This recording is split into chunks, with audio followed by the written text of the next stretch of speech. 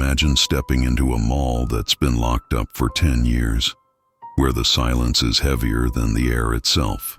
You turn a corner, and there, waiting in the center, is a clown statue.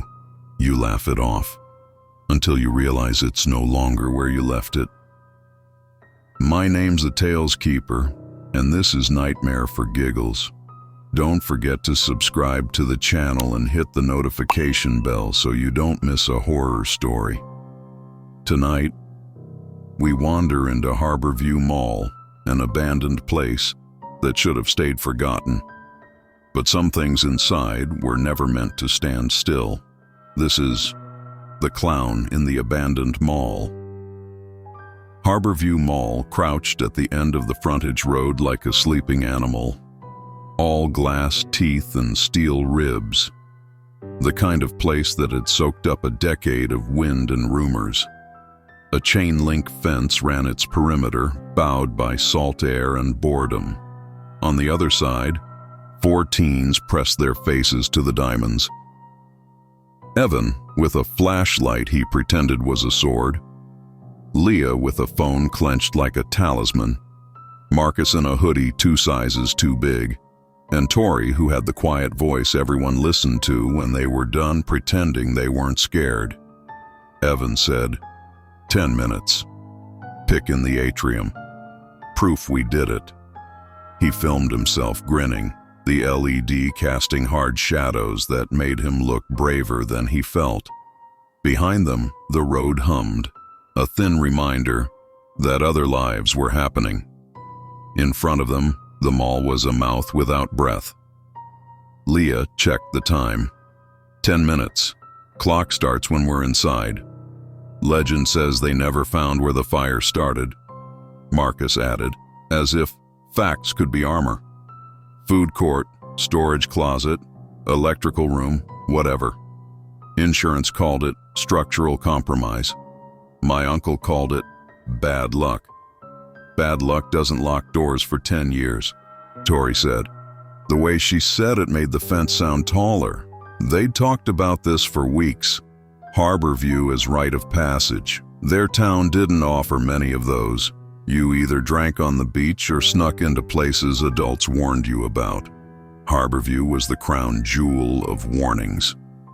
Kids had dared each other to touch the doors, to look into the dark, to shout their names and see if the mall shouted back. Evan found the gap they'd heard about, where storm debris had bent the fence away from its post. He slipped through first, scraping his jacket. The others followed, their movements careful and loud at once. The asphalt lot beyond was a fossil bed of oil stains and glass, and when the wind combed the weeds that had grown through the cracks, it sounded like whispering. Tori swallowed. 10 minutes, she repeated, quieter now. We go in together. We leave together. They walk toward the service corridor where deliveries used to arrive, boots beating a rhythm that didn't match their hearts.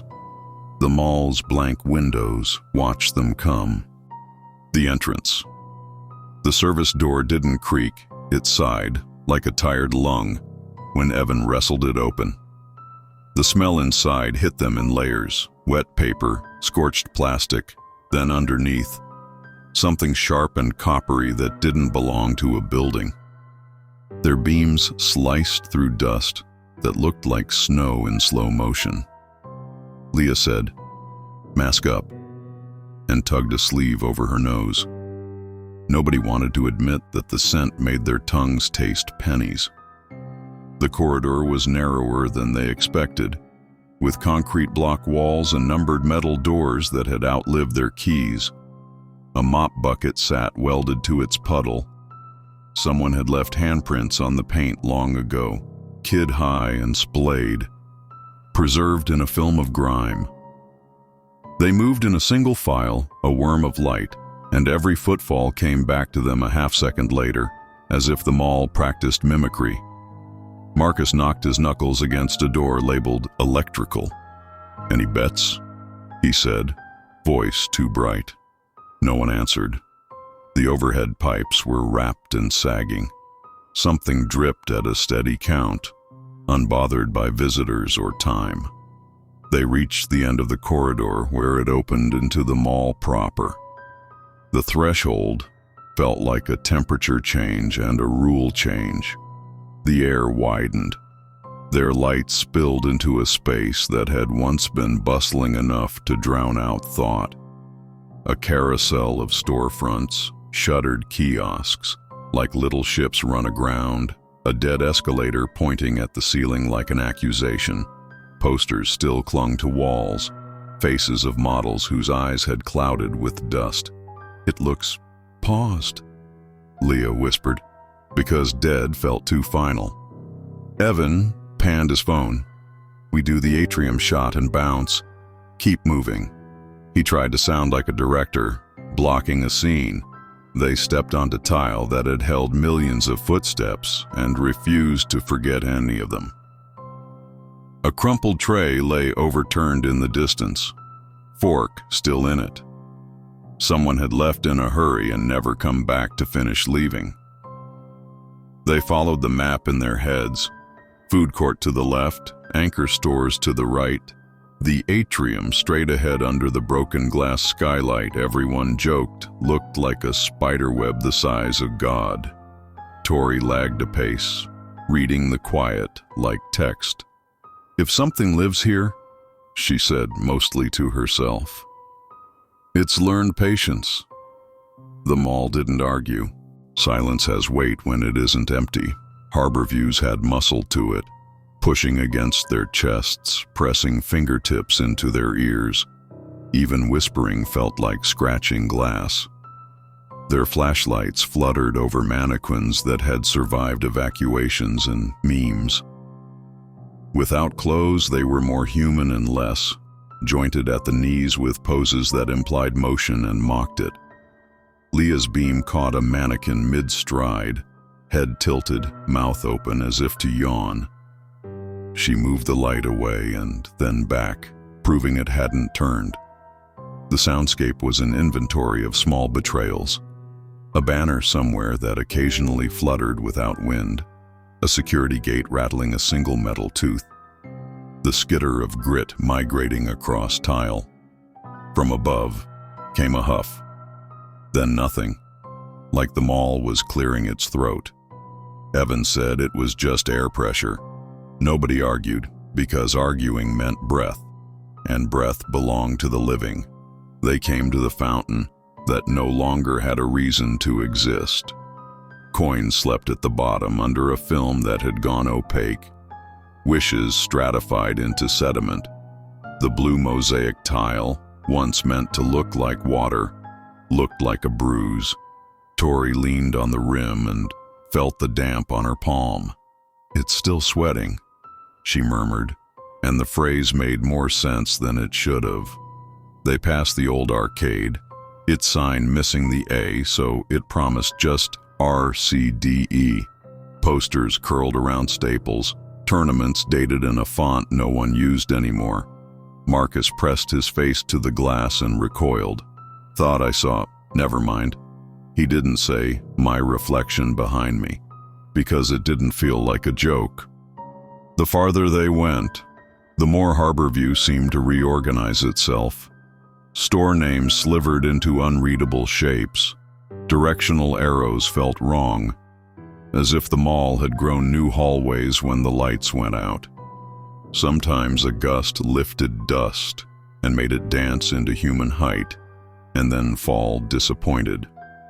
"Listen," Leah said suddenly. They stilled.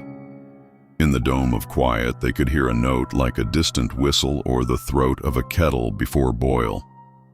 It lasted 3 seconds. Then the mall swallowed it. "Atrium," Evan said, because purpose is a weapon. "We get the shot." 10 minutes, remember?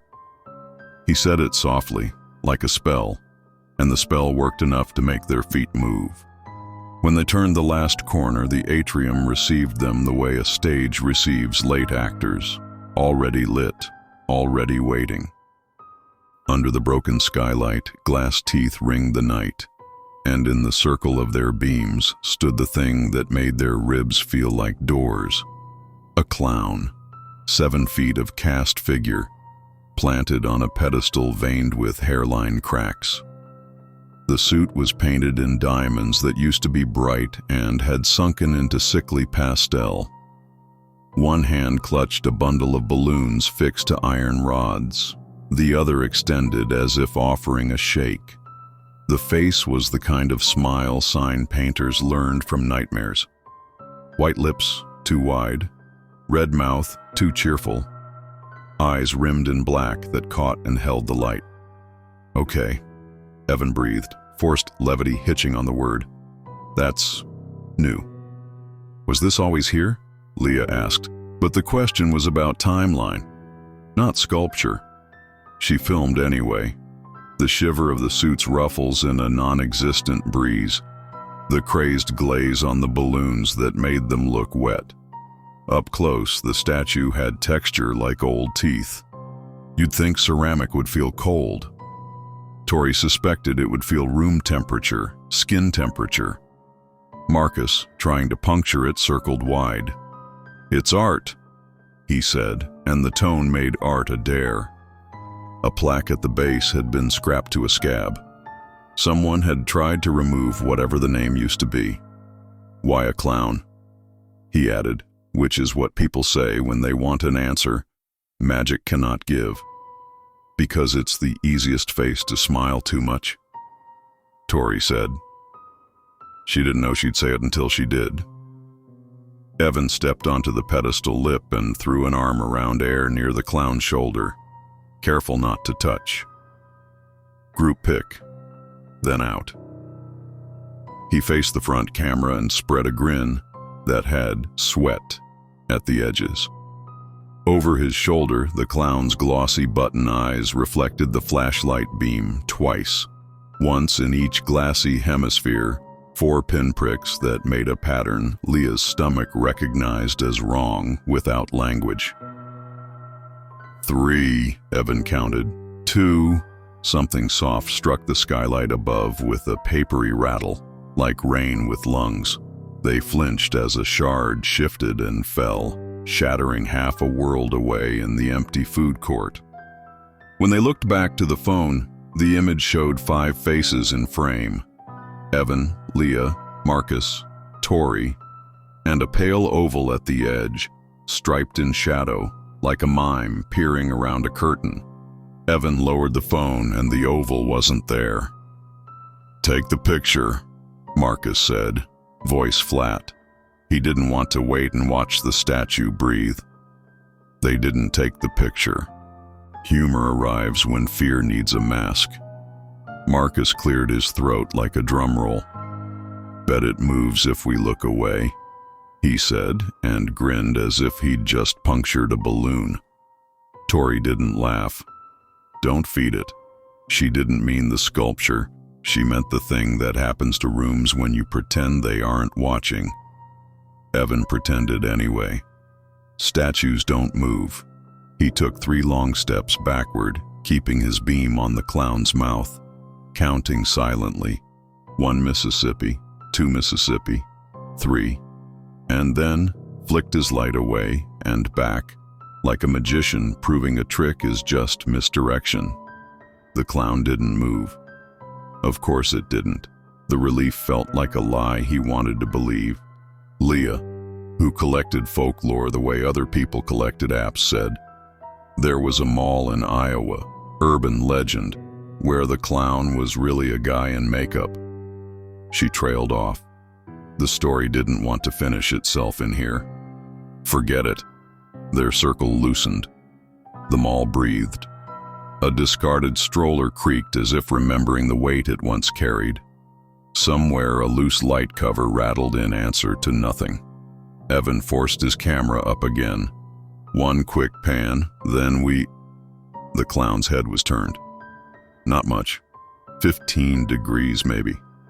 Just enough that its bead black eyes no longer aligned with the atrium's center, but pointed a notch to the right, where the 4 of them stood. "Guys?" Evan said in a voice too small for his lungs. "Guys?" Settling, Marcus insisted, even as his feet stuttered backward. Base shifts, old buildings do that.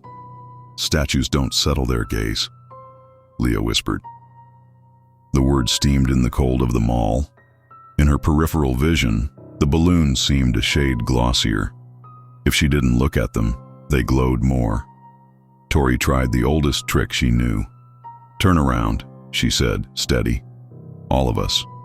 Slowly. We face away, count to 3, turn back. If it's exactly the same, we leave. If it's not. She didn't finish. She didn't have to. They turned with the caution of people who know the world is a table crowded with glass. 1, 2, 3. They pivoted. The clown smiled the same impossible smile. The head, maybe. A hair more toward them, maybe.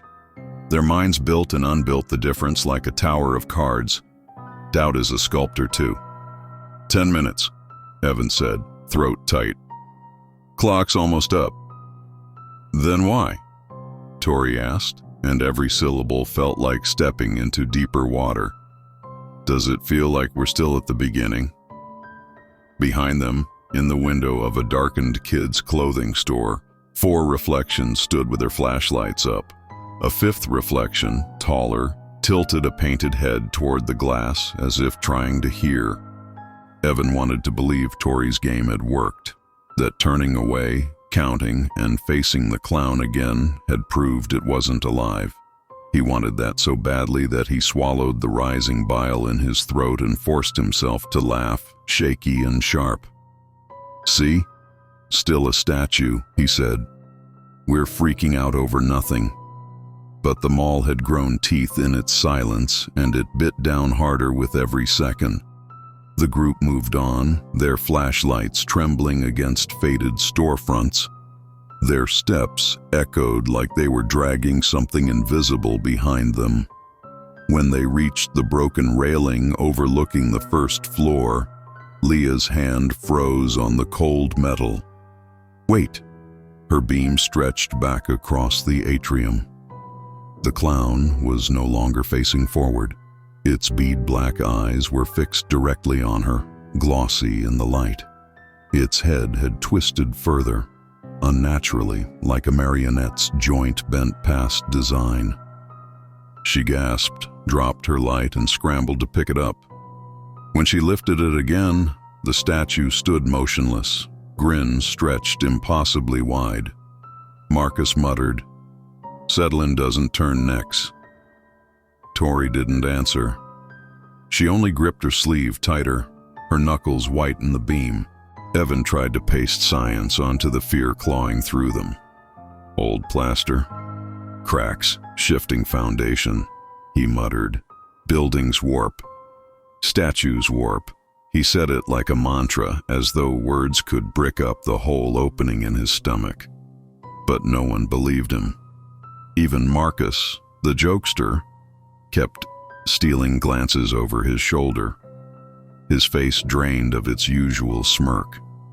The clown's wide smile had burned into their retinas, so that every blink brought it back. Leah pulled out her phone again, trying to force normalcy. See? Look, it's the same thing. She zoomed in on the clown's face, the way its cheek cracks formed lines like veins. For one frame, her screen showed the statue's mouth slightly open, as if it had parted its lips. She blinked, and it was back to frozen grin. Glitch, she whispered, though her throat tightened on the word. The excuses rang hollow in the cavernous mall. The sound of their own voices didn't return to them the same way. It came back thinner, distorted, like someone else repeating their words behind a wall. Tori finally said what no one wanted to. It's watching us, and it wants us to keep looking. The plan had been to reach the food court, film a quick walkthrough, and leave. That plan shredded itself as soon as they stepped into the long corridor. Leah turned, almost against her will, and lifted her light back toward the atrium. Her heart kicked. The clown was no longer on its pedestal. It now stood at the mouth of the food court. The balloons in its hand gleamed, not like chipped plaster, but like latex catching breath. She screamed, dropping her phone. The others whipped around, beams colliding. For a heartbeat, the clown was still. Then, when Marcus blinked, it was closer. "Stop looking at it!" Tori snapped. Her voice cracked. They tried. They forced their eyes forward, marching faster into the stale-smelling food court. But every reflective surface, every blackened glass storefront, every polished tile, betrayed them. The clown loomed in each one, sometimes farther away, sometimes right behind them, its grin stretching wider in reflection than in stone. The mall itself felt complicit, as if it wanted them to notice. The laughter was gone. No one joked anymore. The air pressed too heavy, the shadows leaned too close. Evan muttered, "We need to leave." Now his voice shook so much that even he didn't believe his words could command action. In the glass of a closed pretzel stand, Marcus caught sight of himself, and something else. The reflection showed the clown right beside him, head tilted, balloons dragging across the floor. He spun, heart hammering. Nothing there, just dust and silence. "Guys," his words strangled. The reflections grew bolder. Every pane of glass warped their images. Sometimes there were 5 shadows walking, not 4. Sometimes the clown's reflection was ahead of them, waiting around corners. Tori hissed, "It's hunting us. It doesn't even have to move. It just needs us to look." They pressed together, steps ragged, eyes darting. The mall's dead kiosks seemed to lean in, blocking escape routes, herding them back toward the atrium. Each step toward the exit felt like treading deeper into a trap. And then Marcus broke. "Forget this. I'm done," Marcus shouted, bolting into a side corridor. His flashlight beam swung wildly, cutting jagged arcs into the dark. The others screamed for him, their voices swallowed in the empty air. His sneakers squealed against tile as he rounded the corner, then froze. Because there, at the far end of the corridor, under a flickering fluorescent light, stood the clown. Its grin had grown, stretching past paint into fracture. The balloons scraped the ceiling. The shadows clung to it like oil. Marcus skidded to a halt, legs buckling. He stumbled backward, shaking his head. "No, no, no!" The others caught up just in time to see it. The clown waiting at the end of the hall. The way its painted feet pressed indentations into the tile that hadn't been there before. The mall went silent, waiting for the first scream, and Marcus gave it. They edged backward as one body, retreat stitched together by 4 flickering beams. The clown at the end of the corridor didn't step, didn't sway. It only was, the way a nightmare is, fully present without needing motion. Still, Leah's eyes refused to stop searching it for proof. Some twitch, some jerk. She found the proof somewhere worse. "The balloons," she whispered, voice cracked thin. "They're wet." The bundle in its hand, once matte paint burned by sun, gleamed like fresh latex, slick with condensation in the cold air. The strings weren't rods anymore. They hung like thread, cutting dark lines in the light. A single red balloon loosened, bobbing up, then drifting down the corridor with a slow, deliberate wobble, as though amused by the turbulence of their breath. "Don't touch it," Tori warned, but the balloon already seemed to choose Evan. It bumped his shoulder with a feather's weight. Static crackled. The hair on his arms prickled. He swatted, a reflex, open palm against rubber. The balloon didn't pop. It sank, pressing against his hand like a held breath, then split with the softest sigh, collapsing into a sticky film that clung to his skin. Evan stared at his palm. It shone red. He rubbed his thumb through it and felt grit suspended in jelly, like confetti sunk in syrup. "That's paint," he said, too fast, too loud. "Old paint." "That's—" A smell lifted from his hand. Sweet, then metallic, then sharp enough to sting his sinuses. He gagged, wiping his palm on his jacket, leaving a smear too dark to be harmless.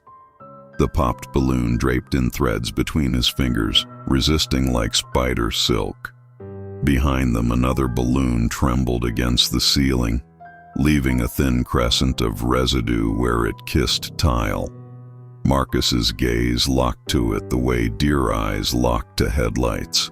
"It wants to be real," Leah said, the thought falling out before she could hide it. "No," Tori corrected gently, because naming things gave her balance.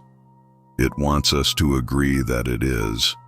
As if rewarded for the observation, the balloons shivered in unison, a bouquet nodding yes. Panic scatters minds and then bodies. It came to them in two waves. "Left," Evan blurted, pointing to a corridor that sloped toward the old anchor store. "Service docks that way. There has to be an exit." "Right," Leah countered, eyes glassy. "Back through the atrium. We came from there. We know that path up," Marcus said, jerking his chin at the dead escalator. "Higher ground. See the exits. Make a plan." Tori looked from face to face and saw 4 different earthquakes. The clown just watched from the hall's end. Balloons grazing ceiling. Painted shoes pressed flat, as patient as a tide. The mall around them made small, approving noises. A soft rattle, a drip counting down. "We stay together," Tori said. But the word together arrived too late. Marcus had already moved. He took the escalator steps 2 at a time, breath ragged, beam jittering off advertisements for sales that had expired with the decade. Leah flinched, torn, then followed Evan toward the left corridor because the idea of retracing any part of their path past the atrium felt like touching a hot stove twice.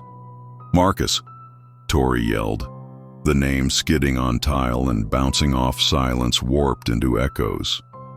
He didn't slow. On the escalator landing, he spun to face them, both hands cupped around his mouth. "I can see the map from here. Food court exit is—" His words collapsed. He was staring past them, beyond them, at the corridor they had chosen. Tori turned. The clown had moved without moving. It now stood at the mouth of the left-hand corridor, where no statue had stood a breath ago. Not closer in distance, closer in relevance. It filled their way forward like a decision you don't want and can't ignore. Leah grabbed Tori's sleeve. "You said don't feed it. What does it eat?" "Our attention," Tori said. "Our choices." She lifted her light and met the clown's glossy eyes. "And our order." "Then break it," Evan said, voice hoarse. "Split its focus." "You can't split something that doesn't blink," Leah whispered. From the landing above, Marcus shouted again, voice shaking. "Guys, the directory. There's a red mark at the atrium. It says, Smile Zone." Leah didn't look up. Was that always there? No one answered. The clown didn't mind. They tried the food court exit anyway. Hope is a muscle, and theirs hadn't failed yet. The metal security gate crouched over the glass doors like a rib cage. Chains threaded through its teeth, a padlock fat with rust kissing the links like a mouth that wouldn't open. Evan grabbed the bottom rail and heaved. It rattled a laugh at him and stayed down. "Help me," he grunted.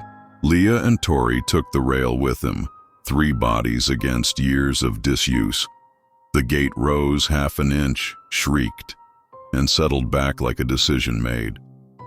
The sound shot through them all, a complaint in its throat, a joy in its bones. "Bolt cutters?" Leah asked, breath fogging. "There has to be something." "Maintenance closet." "Electrical room," Marcus called, still above them, his steps sending dust flurries over the balcony. "Back by the service hall." Tori's beam skimmed the glass doors beyond the gate. Outside, the parking lot spread blank and silver. Sodium lights dead. A night wind pushing weeds into bowing prayers. The glass returned their four pale faces, and a fifth where no flesh stood. In the reflection, the clown held the gate with them, its painted hand curled around the rail, helping or holding, she couldn't tell. "Don't look at the reflections," Tori said, throat closing on the words. "They belong to it." Evan released the rail, palms burning. "We need another way." Behind them, tile clicked. 1, 2, 3, like heels across a stage. They didn't turn. They didn't have to. The sound ended in a breath they could all feel on the backs of their necks. Cool, dry, scented with grease paint and old fabric. Leah swallowed. "Okay," she said, surprising herself with the calm that landed in her voice. "We're not brute forcing this." Stairs to the roof, fire exit by the multiplex, or, if we have to, back through the atrium to the service hall and the electrical room. "The atrium's marked," Marcus said, voice tinny from the upper level. "Red circle. Smile zone. Maybe that's for events," Evan said, clinging to anything not shaped like teeth. "Maybe it's a feeding station," Leah replied, not unkindly. Something bumped the gate from the other side, just once. A sound too soft for a person, too deliberate for the wind. The chains sighed against each other, and a flake of rust fell, settled into Leah's hair like a dark snow. "Elevator," Tori said, eyes on the clown's reflection that wasn't there and still was. "If it takes us anywhere, it takes us away from this door." "And if it doesn't?" Evan asked. "Then we learn whether falling is better than waiting." They didn't run. Running would have given them all permission to panic them. Instead, they moved in the brisk, quiet cadence of triage, crossing the food court with their shoulders almost touching. The elevator sat recessed in a dull metal frame, corners bruised by strollers and carts long retired. The call button's ring was the color of old bone. Evan jabbed it. Nothing lit, no helpful ding, just silence. Then the small ache of hope leaving a room. "Manual," Leah said, fingers slipping into the seam of the doors. Evan joined her. Together they pried. The doors stuttered, resisting like locked jaws, then grudgingly parted. Inside was an air that hadn't been breathed in years, and the stale sweet of spilled soda fossilized into carpet. An emergency light sulked in one corner, dull as a dying firefly. "Go," Tori said. They piled in, Evan, Leah, Tori, then Marcus, thundering down the escalator and slipping through the narrowing gap.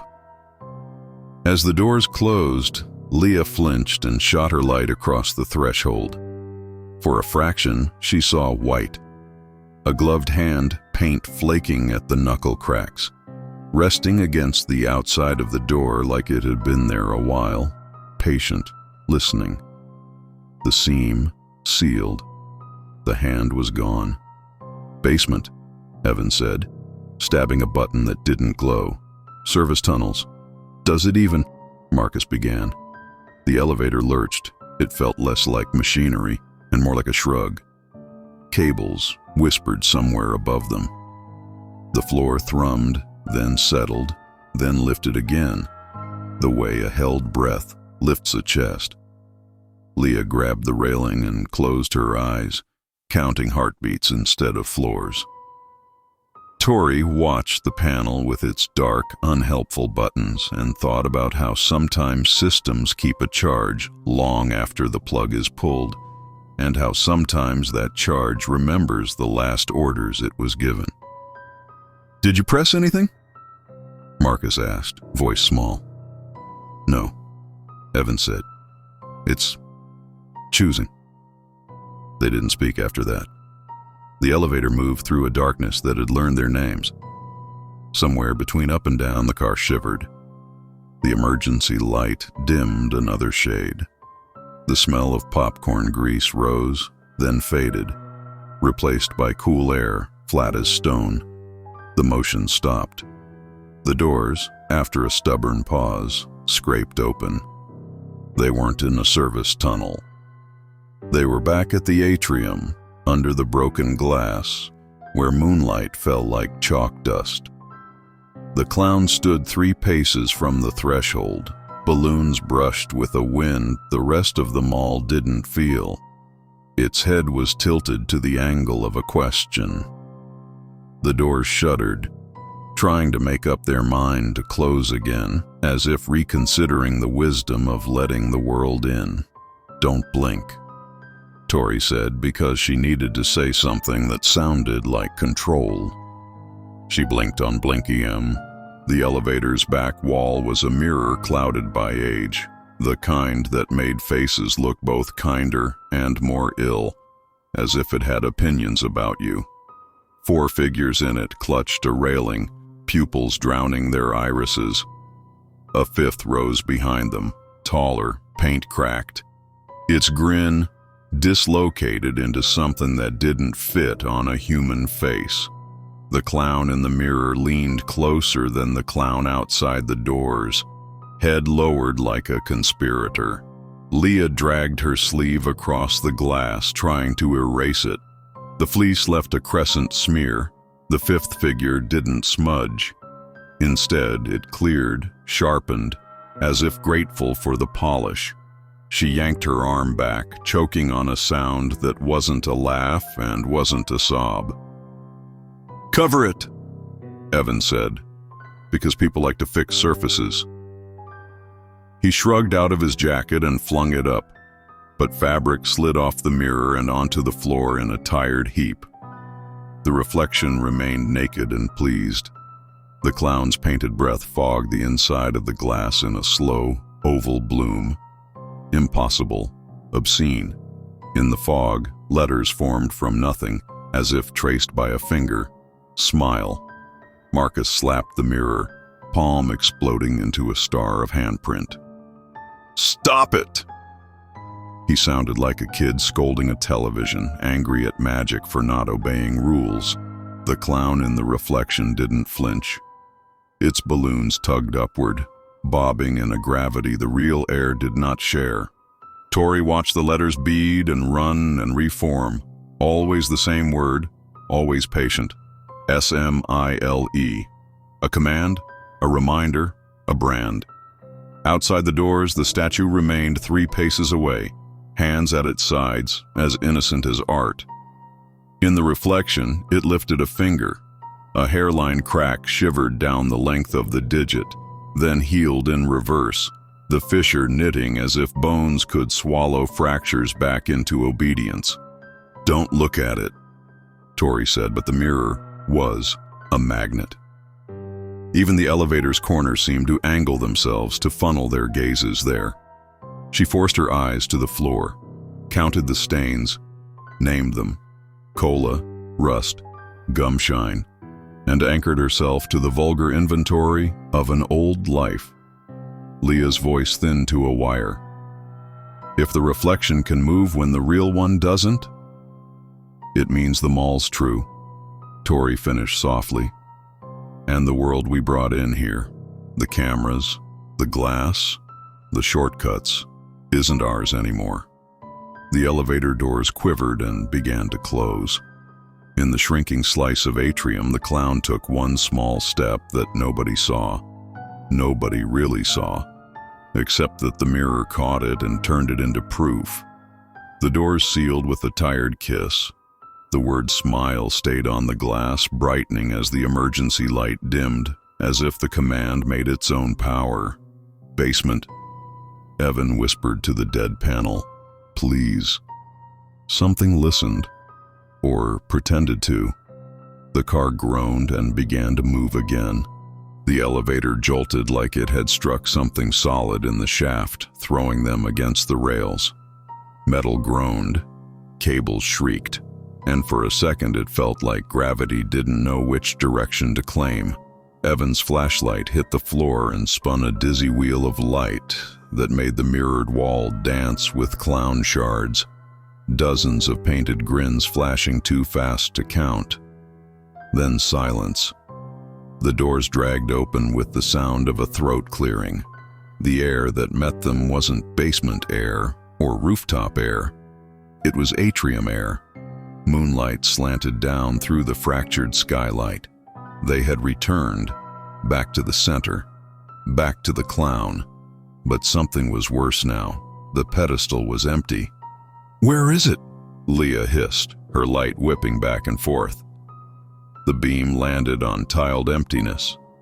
The pedestal looked lonely, like it had always expected abandonment. Evan's hand trembled toward the fountain, but the coins at the bottom were gone. Every wish stolen. His heart rattled. "It's not here. It's not." A crack echoed overhead. They all froze. Slowly, they tilted their beams upward. On the mezzanine, where shoppers once leaned with bags in their elbows, the clown stood watching, balloons brushing the shattered skylight. It wasn't smiling anymore. The grin had split, pulled too far, cracks spiderwebbing across its cheeks like the fire that had gutted them all. And as they stared, the pedestal behind them groaned. Like something climbing back onto it, invisible. The mall wanted them in its loop. They backed toward the fountain, instinct shoving them together like birds cornered by a hawk. The clown descended the escalator with no motion at all, simply appearing halfway down, then 3 steps closer, then at the landing. Its balloons were gone. Now both hands were outstretched, plaster fingers split and jagged like dry bone. One finger twitched, the crack widening, powder raining onto the tiles. Another joint bent too far backward, then snapped back into place with a sound that didn't belong to ceramic. "Don't let it touch you," Tori said. Her voice was steady, but her knees buckled.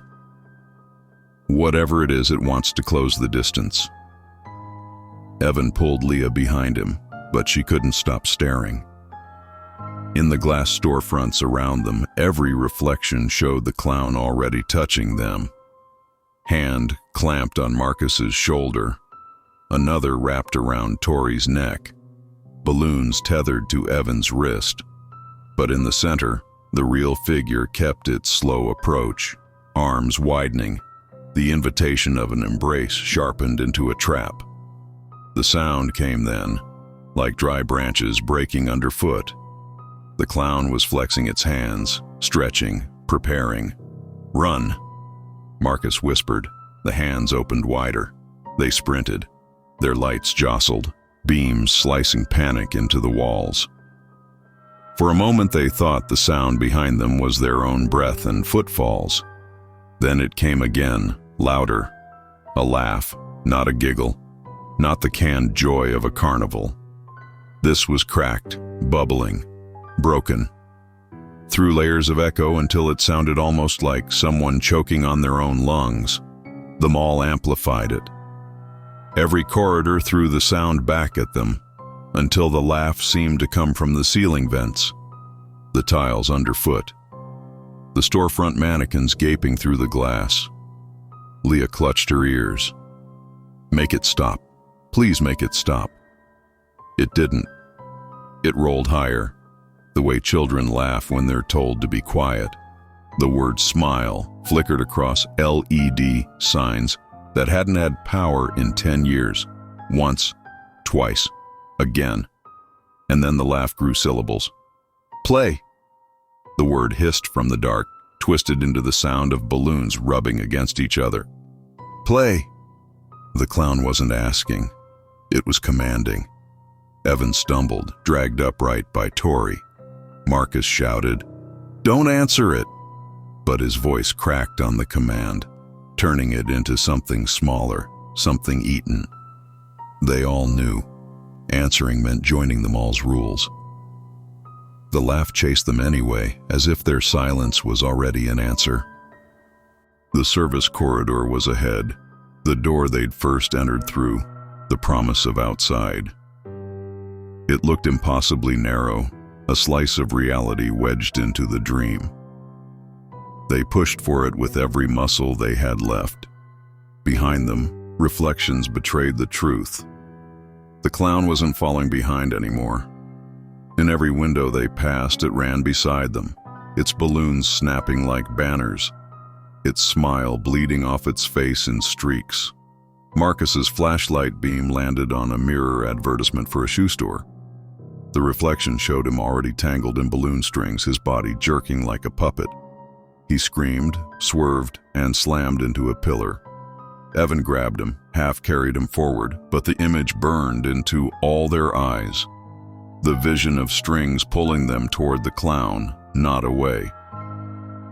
The mall's noises joined the chase, gates rattling, food trays clattering off tables, the dead PA system popping alive with bursts of static. A carousel of sound, cheering them on, mocking their sprint. Tori forced her breath into rhythm like chanting a prayer. "Don't stop. Don't stop. Don't." Her words drowned as the laugh surged louder than ever, filling every space like water flooding a hull. They hit the service door shoulder first. Rust cracked. The frame shrieked. The outside air slapped their faces like freedom trying to wake them up. One by one, they spilled through into the parking lot, collapsing against weeds and broken asphalt. The night outside was colder, sharper, and alive with real wind. For a moment they couldn't breathe, couldn't speak, lungs refusing to believe they were free. Evan was first to turn back. The service door hung ajar, the mall behind it silent as bone. Nothing moved inside. The atrium was just shadow. The pedestal was empty. Then Leah screamed, pointing at the glass doors across the lot. In the reflection of the atrium, visible through the cracked main entrance, the clown statue stood on its pedestal again. Balloons restored, smile back in place. But it wasn't the same smile. It was wider, darker, as though pleased with the game. Its bead-black eyes locked to the lot, following them. Not their reflections, but their bodies.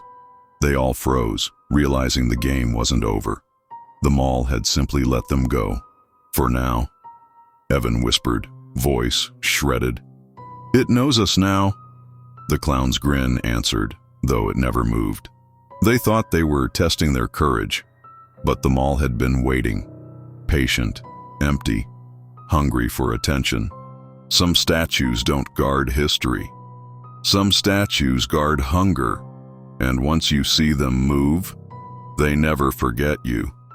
Until next time, this was Nightmare for Giggles.